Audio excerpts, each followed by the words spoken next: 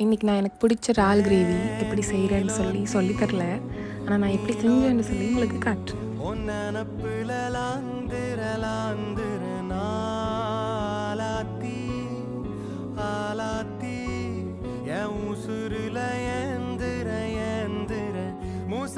தேடி சங்கிட்ட துவாவும் செஞ்சு வணங்குன இருட்டறையில தான் இருந்தவன் வெளிச்சத்தை காட்டிய மூமினுமே நீ.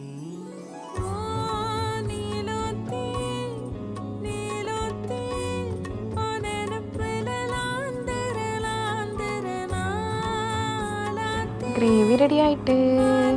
சில பேருக்கு நல்லா குழம்பு மாதிரி இருக்க சாப்பிட விருப்பம். ஆனால் எனக்கெல்லாம் சரியான மாதிரி திக்காக இருந்து இந்த பிரட்டல் மாதிரி இருக்க சாப்பிடக்கு சரியான மாதிரி பிடிக்கும். ட்ரை பண்ணி பாருங்கள்.